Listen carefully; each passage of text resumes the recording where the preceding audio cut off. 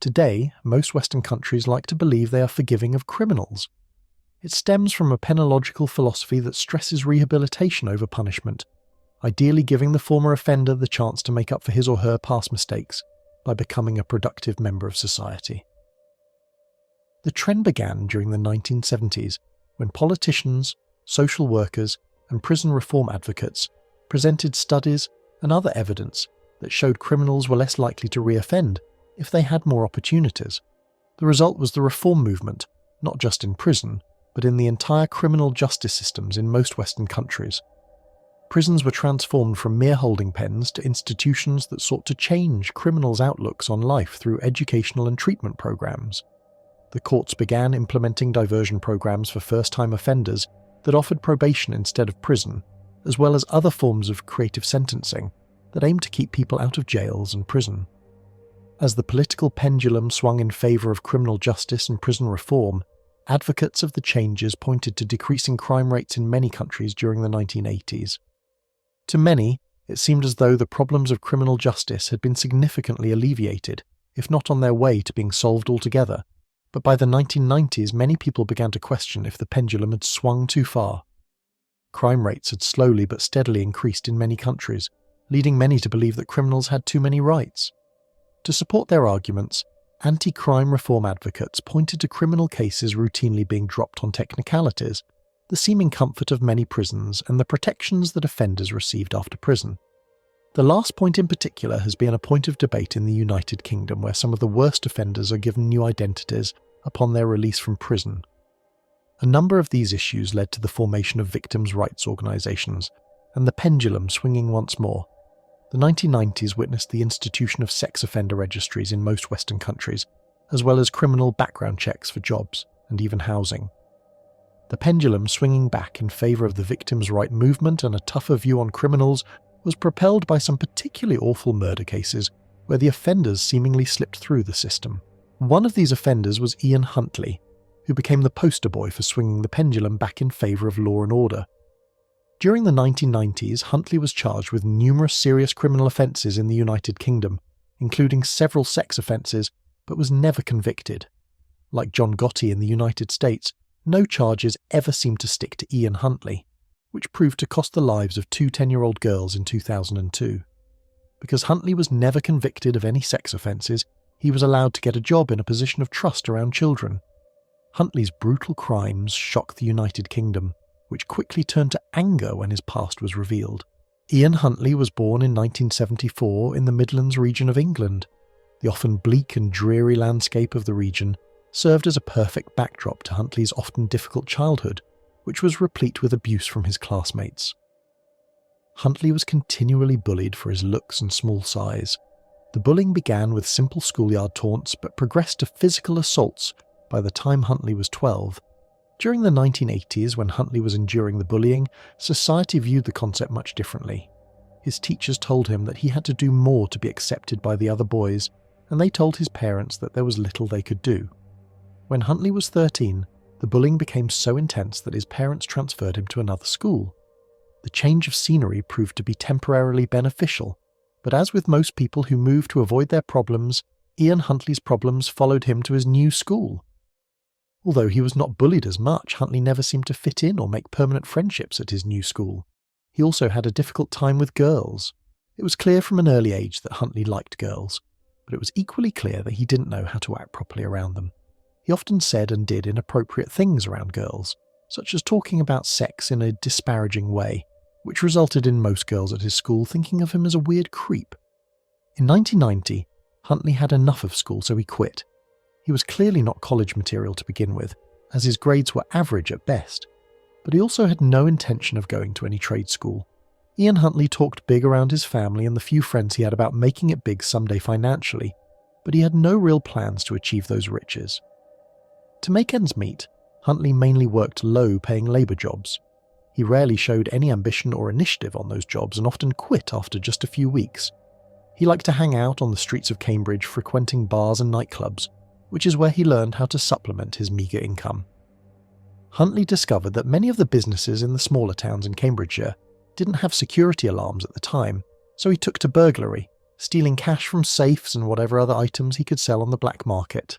Through his criminal earnings, Huntley was able to save enough money to make himself an attractive marriage prospect, or so he thought. In 1994, at the age of 20, Huntley met 18-year-old Claire Evans. He was immediately smitten with the younger woman, and after a whirlwind courtship of only a couple of months, the two married. But Huntley's marriage would prove to be another disappointment in what was for the most part a disappointing life. After just a few days of marriage, Claire left Ian for his brother Wayne. The betrayal by his wife was bad enough, but the fact that his own brother was a party to the betrayal sent Huntley over the edge. He refused to give his wife a divorce until 1999 out of spite. But more importantly, the event seemed to set in motion Huntley's descent into depravity. Not long after Huntley's wife left him in 1994, he embarked on a nearly decade-long odyssey of crime that culminated in the murders of two young girls. Before he committed those crimes, though, Ian Huntley victimised numerous people throughout the Midlands and suffered no legal repercussions. Although Huntley was not a pedophile, strictly speaking, he did have a sexual affinity for underage girls. It is believed that he had sexual contact with about a dozen underage girls from 1995 through 2001 and fathered a child with a 15-year-old girl in 1998. Huntley also honed his skills as a burglar during this period. Although he preferred to break into businesses, he also was known to burglar unoccupied homes and apartments. For many with Huntley's background, burglary and sex with underage girls can be a toxic and violent combination. Luckily, Huntley never walked in on any girls while he was robbing a place, which brings up an interesting point: Huntley's criminal sophistication and IQ. Although Huntley never did well in school and was never considered erudite or even intelligent in the conventional sense, he showed an uncanny ability to evade the police in the plethora of crimes he committed. Huntley was eventually charged with rape and burglary on two separate occasions in 1998, but both times the charges were dropped either for lack of evidence or because the witnesses refused to cooperate. It is difficult to say just how many crimes Huntley committed throughout the Midlands during the 1990s, but the number may be much higher than previously thought. While Huntley was in the midst of his decade-long crime spree, he met a 22-year-old woman named Maxine Carr at a nightclub in 1999. The two immediately became involved in a deeply passionate relationship. In many ways, the two were perfect for each other. Both were average-looking and came from rough backgrounds with substance abuse issues. The result was an abusive yet enduring relationship. Both parties liked to verbally demean and berate each other on a daily basis, and although it was not an open relationship, they both cheated on each other on numerous occasions. Huntley would also use violence from time to time if he didn't get his way. Despite the problems, they moved in with each other after Huntley landed a job as a janitor at the Soham Village College in Soham in 2001. Although named a college, the school is actually the equivalent of an American junior-senior high school, which meant that Huntley was around underage girls on a daily basis. Huntley passed the school's criminal background check with flying colours because he had no convictions. As part of the position, Huntley was given free housing near the school, and Carr landed a position as a teaching assistant at another school. All the lucky breaks Huntley received in life were about to end with the murder of two innocent girls. Holly Wells and Jessica Chapman were two typical 10-year-old girls who always had smiles on their faces and were friends with everyone. They both attended the same grade school where Carr worked, so they were familiar, although not necessarily close with Huntley's girlfriend. Soham is a relatively safe town in a fairly safe county of England, so it was not uncommon to see the girls walking about, but they were always together and never alone. On the afternoon of August 4th, 2002, Holly's family was hosting a neighbourhood barbecue, which was well attended and quite festive. Holly and Jessica were sporting matching Manchester United soccer jerseys and having a good time playing with their other friends. At about 6 p.m, the two girls left the party to take a short walk to the local store to buy some candy. They were never seen alive again.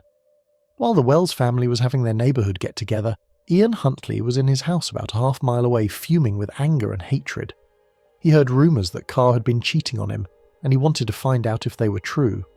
Since Carr was out of town, he had to get confirmation or denial of the rumours via the phone, which apparently frustrated Huntley even more. The couple had more than one phone conversation on August 4th about Carr's possible infidelity, which she repeatedly denied. But the more she denied it, the angrier Huntley became. It wouldn't have been the first time she cheated on him, and he had cheated on her in the past. but to Huntley it was more about control than trust or love. Since he was bullied as a child, Ian Huntley sought to have complete control over his life and all those near him. Huntley's last conversation with Carr ended abruptly just before 6 p.m. He paced around the house, seething with rage. Huntley wanted to hurt Carr somehow, but she was miles away. Then he saw Holly Wells and Jessica Chapman walking down his street. The details of what he said to the girls and what happened after are open to conjecture. It is generally believed that he told the girls that he was Carr's boyfriend and that she lived with him at the house. This was probably enough to get the girls to let their guards down. It also helped that Huntley was not what one would think a scary paedophile would look like. He was just an average-looking Joe. Since the girls were on the way to the store to buy some candy, he probably either offered them some candy or money, but that they would have to go with him into the house to get it. Once they were in the house, they had only minutes to live. Huntley later claimed that he had accidentally killed both girls. He said that one had hit her head, and the other was screaming so loud that he covered her mouth and accidentally suffocated her. Few people, including the courts, bought that story. Based on Huntley's background, it is more likely that he either killed or incapacitated one of the girls while he sexually assaulted and then murdered the other. After murdering the girls, he brought them to a remote location and burned their bodies before dumping them near a Royal Air Force base. The girls' parents didn't immediately notice that they were missing due to the large number of people at the party who were coming and going. When the party started dying down around 10 p.m, they noticed that Holly and Jessica were missing. They immediately called the local police. The police came to the Wells residence and took statements from everyone in attendance. They then widened their net to include everyone in the neighbourhood. Ian Huntley was suddenly in the police net. As soon as the Cambridgeshire police received the case of the two missing girls, they feared that they were looking at an abduction. Since most child abductions are committed by someone close to the child, such as a family member or friend of the family, they began their investigation by questioning the Wells and Chapman families. All of the girls' family members were cooperative and were quickly ruled out as suspects. The police then went door to door in the neighbourhood and questioned every resident, including Ian Huntley. Huntley told the investigators that he was with Maxine Carr when the girls went missing, which she confirmed. It is not known what exactly Huntley told Carr, but she later claimed that she legitimately believed in her boyfriend's innocence. Carr said she lied because she was afraid of the police framing Huntley. Few of the British public believed her story. Part of the reason why no one later believed Carr's excuses was because of the way she carried on immediately after it was announced that the girls were missing. Of course, every television station, newspaper and a new blog in the United Kingdom was covering the case. The parents of the missing girls gave tearful press conferences and a number of their neighbours were interviewed, including Ian Huntley and Maxine Carr. Carr especially seemed to relish the limelight, discussing in detail how she knew the two little girls from her job as a teaching assistant. In one statement to the press, Carr said that Holly Wells was just lovely, really lovely. Huntley was removed from the initial suspect list after Carr gave him an alibi. The leads flowed into the Cambridgeshire police from around the country. For a short time, a theory gained traction that the girls were the victims of another serial abductor and paedophile operating in the area, but that was quickly ruled out. The investigators then went back to their original suspect list and gave Huntley another look. They discovered that he had numerous arrests but no convictions for a multitude of crimes during the 1990s, including sexual assault. The big break in the case came when the soccer jerseys that the girls were wearing the day they went missing were discovered on the grounds of the Soham Village College. The evidence was not enough to arrest Huntley, but he quickly became the sole suspect in their probable abduction. Then on August 17th, less than 2 weeks after they disappeared, the charred remains of Holly Wells and Jessica Chapman were discovered near a Royal Air Force base. Both Huntley and Carr were brought in for questioning by the police, and after several hours of interrogation, Huntley confessed to the murders. Huntley was charged with 2 counts of murder on August 20th, and Carr was charged the next day with perverting the cause of justice the next day. Huntley faced a potential life sentence, and Carr was also looking at doing significant prison time for giving a false alibi for her cold-blooded boyfriend. Huntley's lawyer's first legal strategy was to try for an insanity defence, but a judge ruled in late 2002 that he was legally sane to stand trial. Although Huntley was able to clean his house pretty good, eliminating any physical evidence, there was plenty of circumstantial evidence pointing toward his guilt. There was also the confession. Actually, Huntley and his lawyers hoped that the confession would help him avoid a life sentence. Although he admitted to killing both girls, he claimed that both deaths were the result of a horrible accident. The jury saw right through Huntley's phony story, finding him guilty of 2 counts of murder on December 17, 2003. Judge Justice Moses sentenced the child killer to a life term, with a minimum of 40 years behind bars. "The order I make offers little or no hope of the defendant's eventual release," the judge said as he passed sentence. Although Carr was facing significant time for helping Huntley temporarily evade arrest, the courts believed that she didn't know that her boyfriend had killed the 2 little girls. Because of that, they allowed her to plead guilty and receive a reduced sentence. Maxine was sentenced to 21 months in prison in 2004. After over a year behind bars, she was released and given a new identity by the British government. Victims' rights groups were angered that not only was Carr given what they thought was a light sentence for her part in such a heinous crime, but that she was also given a new identity.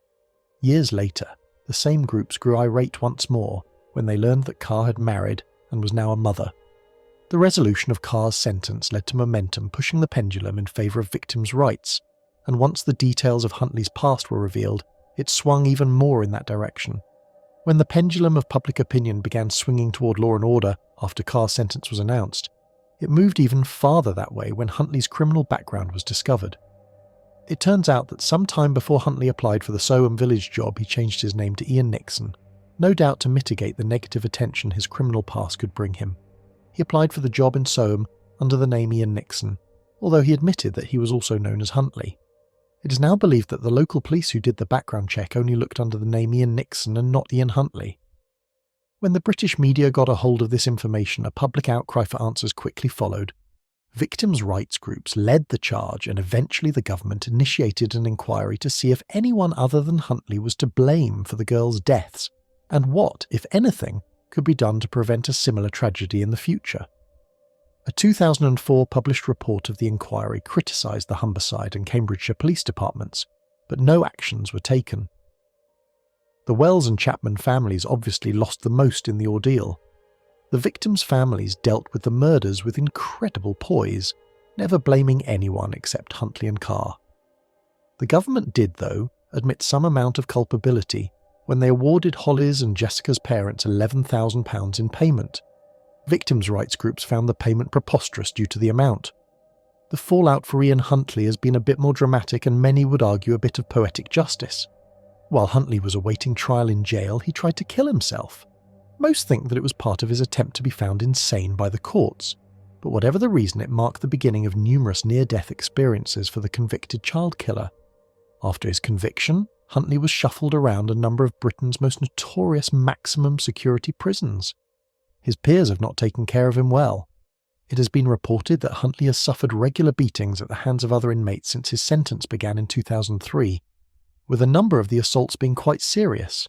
In 2005, Huntley was scalded with boiling water by another inmate, which combined with the beatings may have been a factor in another suicide attempt in 2006. He was also stabbed by another inmate in 2010. Although Huntley has been placed in protective custody, it seems that the inmates there don't like him much either. Ian Huntley's life sentence could end any day. Hey friends, thank you for listening to today's story. Make sure to click the notification icon to stay updated on all future narrations. I release new videos twice every day at 10 AM and 8 PM Eastern Time. If you have a story to share, please send it to the email displayed on the screen. Don't forget to subscribe to the channel, give this video a like and leave an encouraging comment. It really helps me keep bringing you more narrations like this. If you'd like to support the channel even more, you can get early access to all future narrations and bonus content over on Patreon. Thanks again for watching, and I'll see you on the next one.